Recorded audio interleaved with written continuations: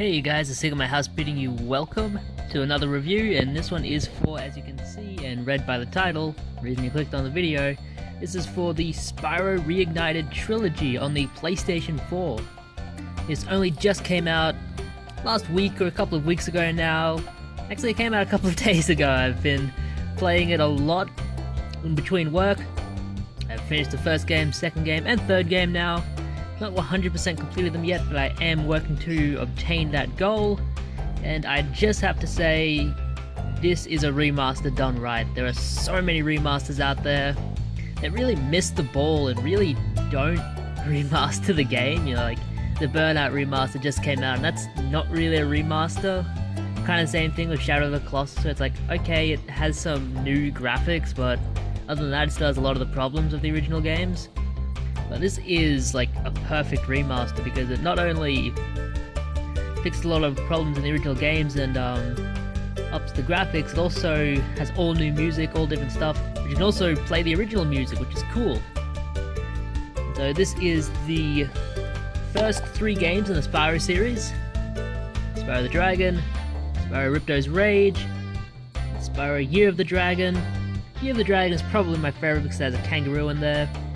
They did do new graphics for all of these games, and the graphics look really, really nice. Like, this is really good current gen stuff. It looks just as good as anything else on the PlayStation 4, which is really saying something because they could have made this look like a crappy PlayStation 3 budget title and, you know, people still would have eaten it up. But it's good to see that Toys for Bob really did put in some effort for this one. All 3 games have updated graphics and updated music. You can choose to just listen to the original music if you like. But the option is there, and you can, there are new controls as well, but you can choose to use the old controls. The only thing I didn't like and would like to see is maybe an additional feature, and maybe future remasters of games, especially these older PlayStation 1 games, is just throwing the originals on there, you know. Spyro the Dragon in its original form, just so you can play it and then play the updated remaster to see how they compare, which would be really interesting to me and would really be cool. I think it would be anyway. I'm not sure if anybody else really wants that feature, but I do. These play really well, controls are perfect. Probably my favorite thing about the original Spyro is just how well it controls. There's no real flaws of the controls. Everything you do feels fluid, feels smooth. You press a button, there's an immediate response.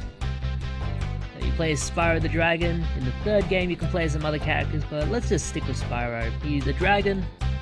His friends and relatives and all the other dragons have been turned into stone. And he has to free them by touching them, because for some reason touching them releases them. Not sure how that works, but that's how it is. The realms of the dragons.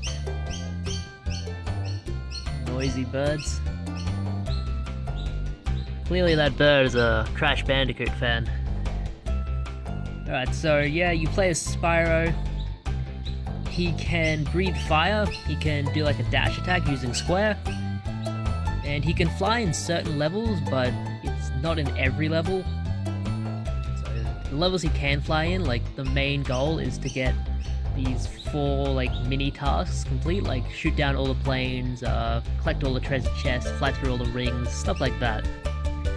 Which is a nice diversion from the regular levels. The regular levels are all 3D platformers, and it does it similarly to Crash Bandicoot, where it's kind of linear. You have paths that go off in different directions sometimes, but it's usually kind of set from get to one side of the level to the other.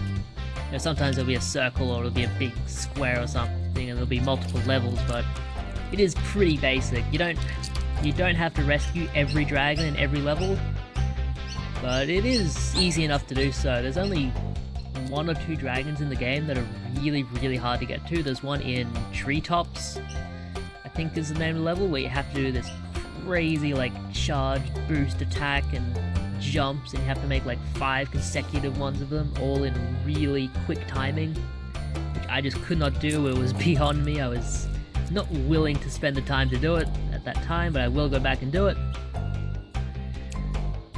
But for the most part, it is really easy to get all the dragons. On It is an unfortunate aspect of these games. They were made for children in mind, so the gameplay is very easy. You're probably going to die heaps, but it's not going to be from like enemies and stuff. It's going to be from accidentally falling off the level because you tried to jump onto something and just didn't quite make it. But that's not a knock on the controls. The controls are very good. You just you feel the need to explore, and you'll try to make a jump. You just won't quite make it, but then you'll try it again and get it. You're constantly improving as you're playing the game, which is really cool. There are a lot of enemy variety. Most of them are like lizards, but you have like orangutans and treetops level. You have boss levels. Bosses are a disappointment. Bosses are really, really weak. Like one boss in the second world is like a wind magic dude. And I never saw him get through an attack because I just kept breathing fire at him whenever the chance in the level would come up to face him, and he would just run away.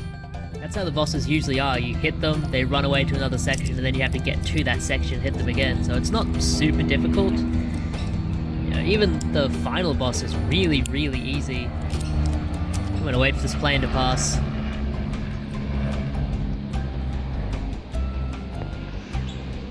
Bloody planes. Beautiful day. Man, this is a bloody professional review, isn't it? It's a hassle to write them out, you know, record dialogue. It's easy to just do this. I prefer to do this for reviews. I'm lazy. As you can clearly see from my overgrown backyard. Yeah, I like it overgrown. I can sit in the grass if I want. Hey, whose backyard can you do this with? Come on, he's lying on the grass. I really need to mow that lawn. But yeah, great game. Great game. Anyone who's clicked on this review has clicked away, left a dislike. But yeah, great game, man. If you have kids, this is the perfect game for them. This and the Spyro Trilogy that was recently released on PS4 are the two best games for the PlayStation 4, Xbox One, or Nintendo Switch that you are going to get for your kids. Well, maybe not on the Nintendo Switch, but on the PS4 and Xbox One especially, because there just aren't a whole lot of good child-friendly games on the PS4 and Xbox One. There's a lot of bad ones. Like, PlayStation 4 doesn't even have a whole lot of Lego games, so it's like, finding good games for kids, it's kind of hard if you don't want them to be, you know, getting guns and shooting shit like in Fortnite or something. You know, you want something a bit more wholesome for them.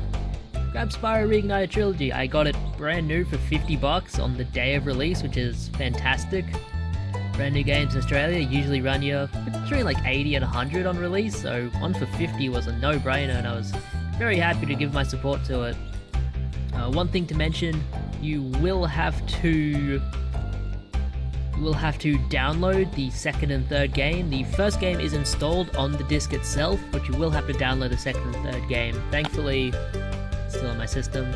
I thought it came from manual, but no. Thankfully, it's not like a one-time only download thing. You can download the second and third games seemingly as many times as you want, which is cool. So if you want to loan the game to a friend, they can play the second and third game too. They just have to download it.